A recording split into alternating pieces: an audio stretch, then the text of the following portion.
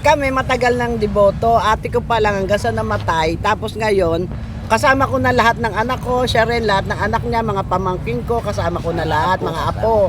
Lahat na kami talaga nandito na. Siguro matagal na rin kaming deboto. Kasi yan talagang simula nang naging deboto ko, talagang gumaang maraming biyayang binigay sa akin ang Jesus Nazareno. Sa akin naman, nag-50-50 yung bunso ko. Awa ng Diyos, niligtas ni Amang Lazareno. Sa ligtas, nag-50-50 po. Tapos Yan nilapit kami. ko siya kay Amang Lazareno. Ayun, awa ng Diyos. Ngayon, 32 years old na. Ngayon po, ano po ang pinakapanalangin niyo po kay Jesus Nazareno? Ang sa amin, para sa akin talagang panalangin ko kay Jesus Nazareno na bigyan niya ng mga anak ko, baga sa siya na bahala lahat-lahat sa kay Jesus Nazareno sa mga anak ko. Binigay ko na sa kanya lahat yung paggabay, awa naman ng Panginoon, magaganda naman ng buhay ng mga anak ko ngayon. Talagang lahat ng hiniling ko sa kanya, binigay niya. Meron po ba kayong hindi malilimutang karanasan? Meron kaming dalawa magkapatid. Kasi bata-bata pa kami, sumampa kami talagang sa krus, dati kasi kami andas kami. Naging sa Lubed, tas ngayon medyo may edad na, napunta na kami rito.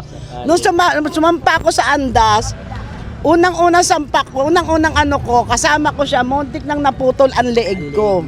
Nakita ko ng kapatid ko, sabi niya, kapatid, ang kapatid ko naiipit na.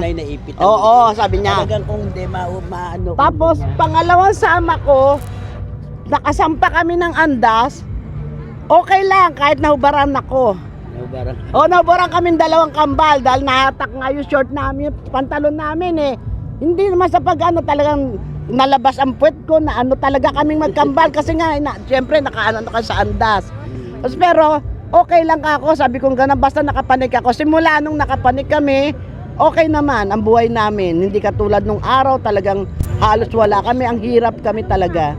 Simula nang namanata kami, eto na, ang ganda ng bigay niya sa amin, kahit sa mga anak namin. Kayo po, Ma'am Remy, ano ang inyong panalangin ngayon? Ang panalangin ko ngayon, yung mga anak ko, ganun din sa mga anak, sa mga apo, sa pamilya ko, sa mga kamag-anak, na talagang yung blessing, saka yung pag-iingat, malayo sa sakit, malayo sa anumang yun ang lagi ko pinapanalangin.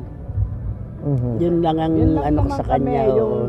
Gabayan niya kami buong pamilya awa naman ng Diyos, hindi naman mga kamag-anak, mga pamangkin, ganun kami. May mga nagsasabi, hindi naman daw kailangan pumunta pa dito. Ang Diyos naman daw nasa langit. Bakit daw pupunta pa kayo dito? Pwede naman magdasal sa kwarto.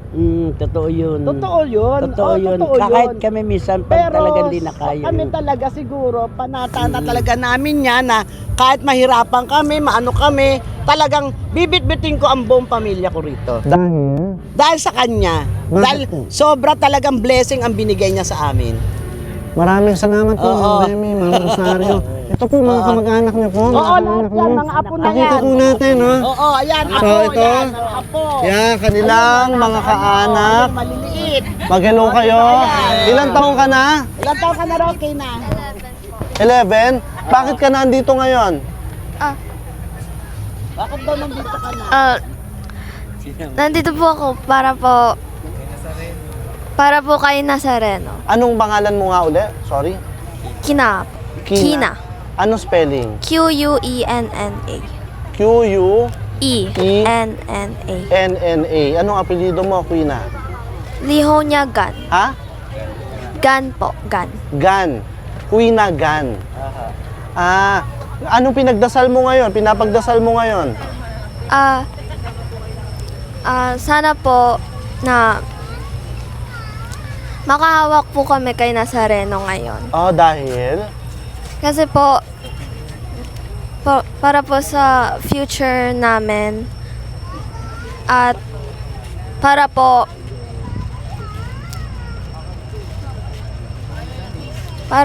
gabayan kami. Thank you very much, Quina. So ito, no, sila, yung pamilya nila. Dito ko lang sa camera. Thank you, Quina. Ito po. Gilbert, saka si Ito, marami sila dito. Papakita lang namin, mga kamag-anak din nila. Nandito. Ayan, ayan sila. Hello po. Galing sila lahat ng Cavite. Cavite. Apat na sasakyan kami. Thank you very much po. maraming salamat din. Thank you po. Thank you rin po. Actually, marami pang mga debotong nandito ngayon. Ayan. Pakita lang natin yung mga iba pang mga deboto ni Jesus Nazareno na nandito. Papakita ko lang sa inyo bago tayo magpaalam. Ito yung pila nila para sa tradisyonal na pahalik. Nag-live broadcast tayo dito kanina. Ito yan. Ito sila.